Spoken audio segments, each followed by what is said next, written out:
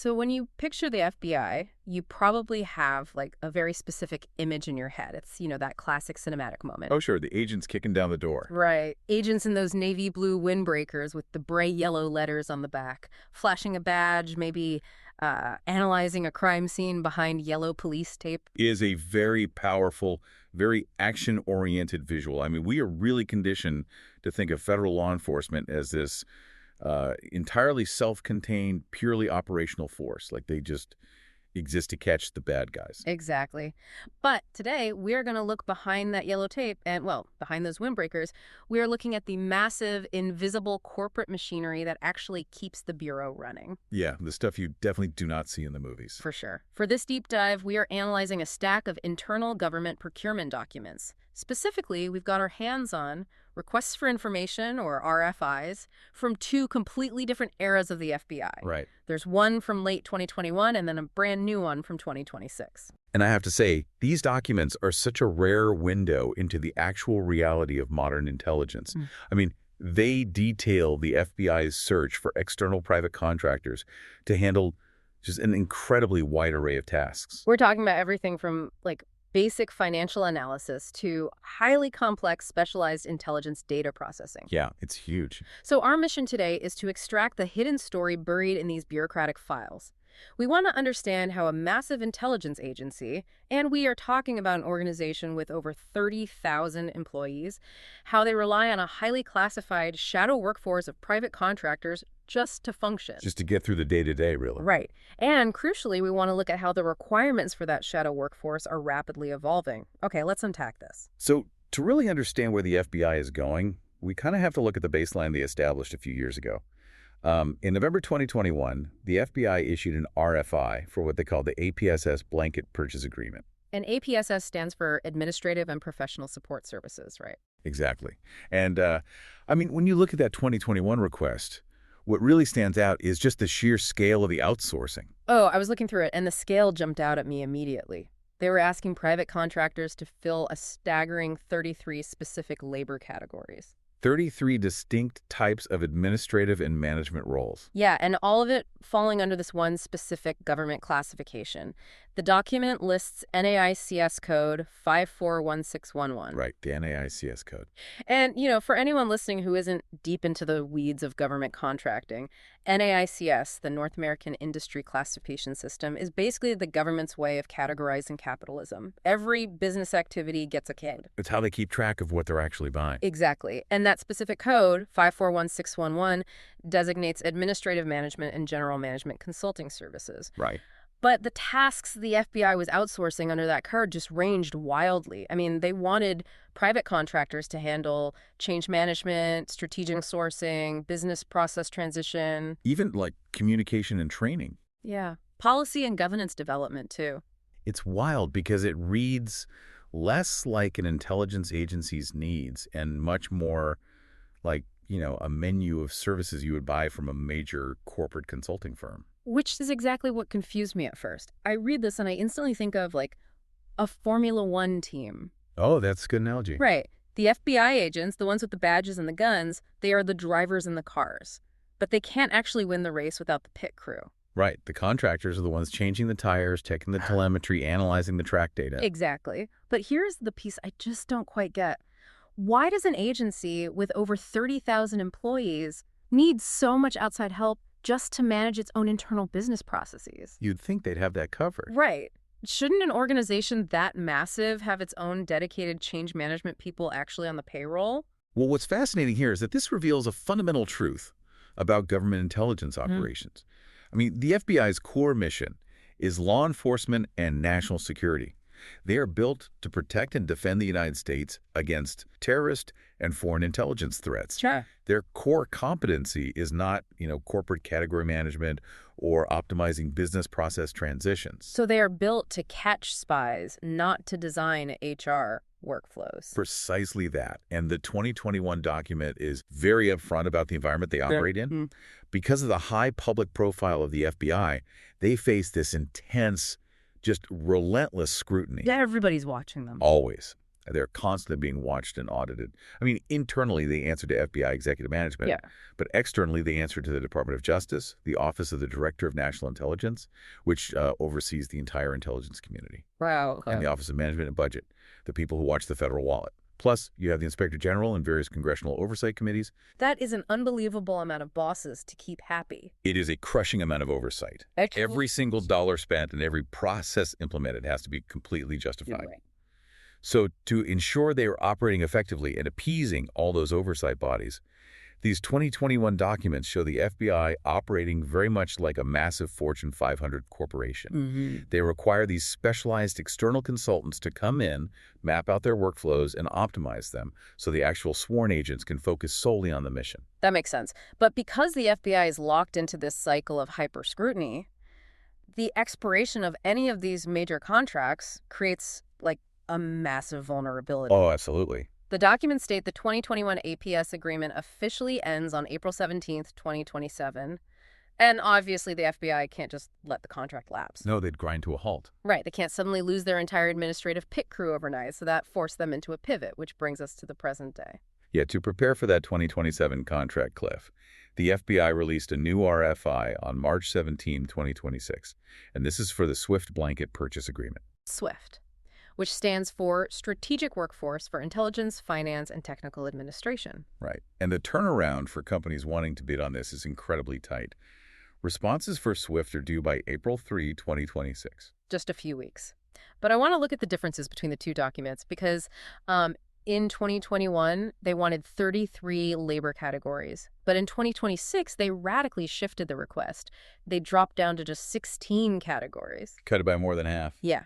Now, my first thought was, wait, did all that administrative work just magically vanish? Like, are they shifting the burden of pushing paper back onto the actual agents, or is this a complete strategic pivot? It is absolutely a strategic pivot. And you can actually see the proof of that in the NAICS codes we talked about earlier. Oh, right. In 2021, they were relying heavily on that 541611 code for administrative management.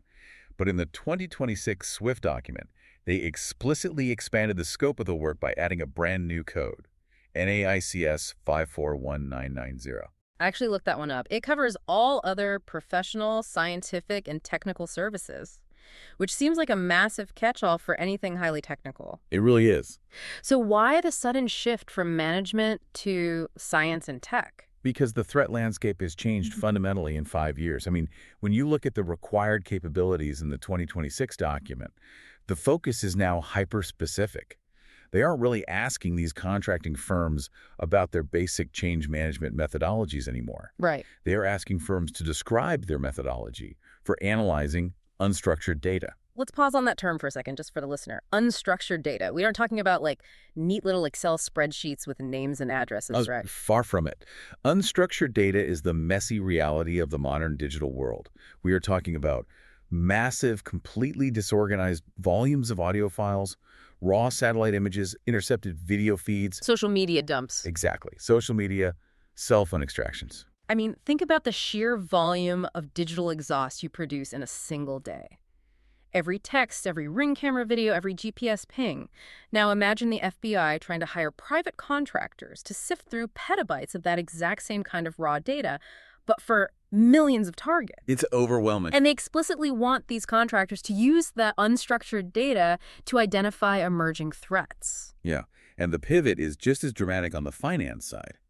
They are asking these firms for their history in conducting forensic financial analysis. Really? For what? Specifically to detect duplicate payments within large federal financial systems. Wow, that feels like a massive leap.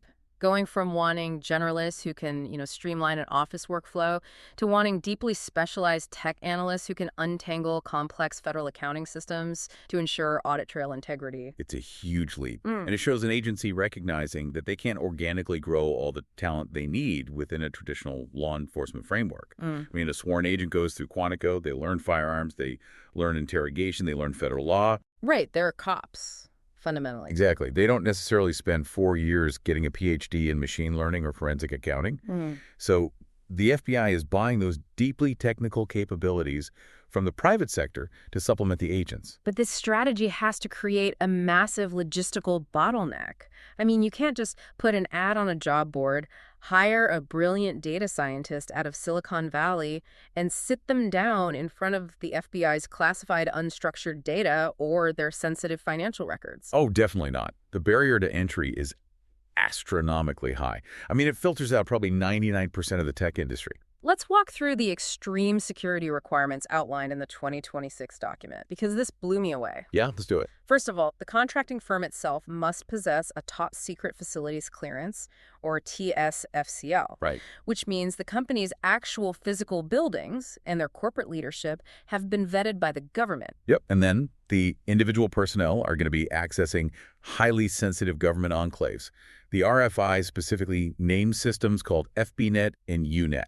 Okay, so what are those exactly? So for context, FBNet is the FBI's classified internal network. That's where the actual intelligence and operational data lives. And UNet is their unclassified network, but it is still a highly restricted, very sensitive environment. And depending on the specific task, these contractors might even require sensitive compartmented information access known as SCI. Right, which is even higher. Yeah, that's a level of clearance that deals with actual intelligence sources and methods. But here's the part that really, truly blew my mind.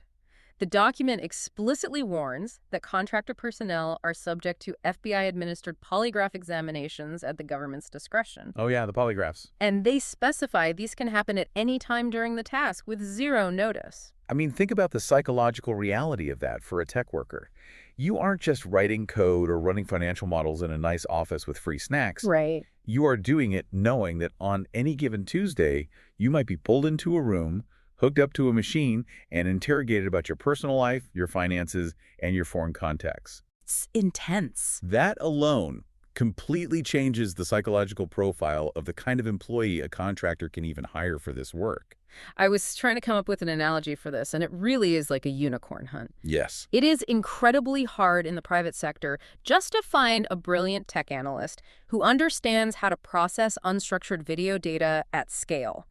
Now, find one who also holds an active top-secret clearance, is willing to be randomly hooked up to a lie detector, A&D. Here is the absolute ticker from the document. Okay. The contracting company has to prove they have a ramp-up capability. A 30-day rule. Yes, they have to deploy a fully specialized team of these people within 30 days of receiving a task order. 30 days to assemble a cleared, highly technical, polygraph-ready team. It's almost impossible. And they might have to deploy them to a variety of physical locations.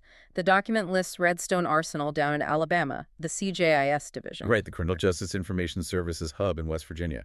Exactly, where all the fingerprint and background databases live. Or they could go to the National Capital Region, the FBI Academy at Quantico, or various regional field offices. Yeah. How does a private company even maintain a bench of people like this? You can't just keep top-secret data scientists sitting around in a corporate break room playing ping pong for months, waiting for the FBI to call. You really can't. And if we connect this to the bigger picture, what these procurement documents actually reveal is the existence of a highly exclusive microeconomy of defense contractors. Yeah, microeconomy. Yeah, it is a completely different world from commercial tech. In this space, it is not just about having the hard technical skills to write an algorithm. It is about the immense tangible value of holding an active security clearance. So the clearance actually becomes the product. In many cases, yes, absolutely. A firm cannot bid on this SWIFT contract based purely on the brilliance of their data models. If they don't have that top secret facilities clearance, and if they can't promise that 30-day deployment of cleared personnel, They're just out. they're entirely locked out of the game. This severely limits which companies can even play in this arena. The FBI is completely reliant on a very specific niche subset of the private sector that specializes in hoarding and managing cleared talent. Hoarding cleared talent. That is exactly what it is. But let's say a company actually manages to pull this off. They have the top secret clearance, they find the unicorns, they win a task order to do some forensic financial analysis or like image processing. Right. Once they are in the door, they aren't just let off the leash to innovate.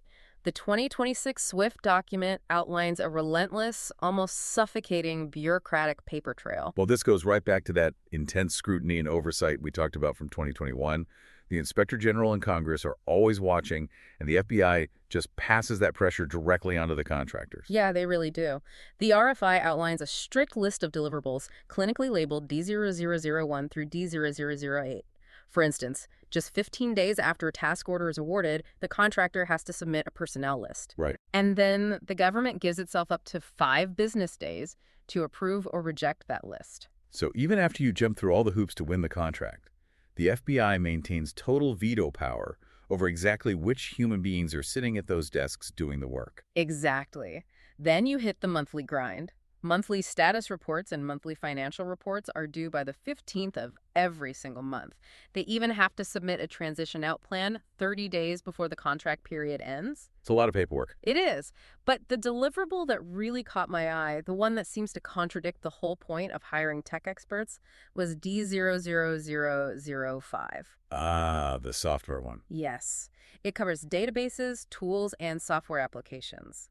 If the contractor wants to introduce a new tool or software application to do their analysis, it can take the government up to 20 business days to approve or reject it. Nearly a full calendar month just to get permission to use a new piece of software. I mean, if you have ever worked in corporate America, you know how pitiful it is waiting a few days for IT to approve a software update. Oh, it's the worst. Now imagine, you are a highly paid defense contractor. You are hired specifically for your cutting-edge tech skills.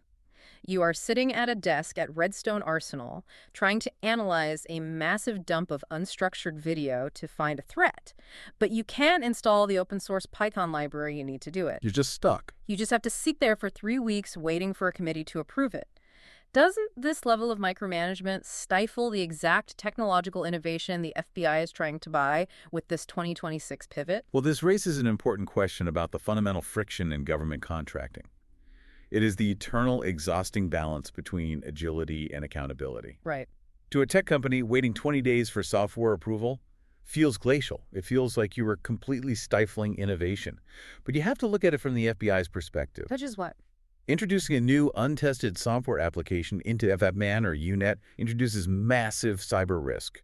They have to ensure the tool itself doesn't become a vulnerability that, say, a foreign intelligence service could exploit.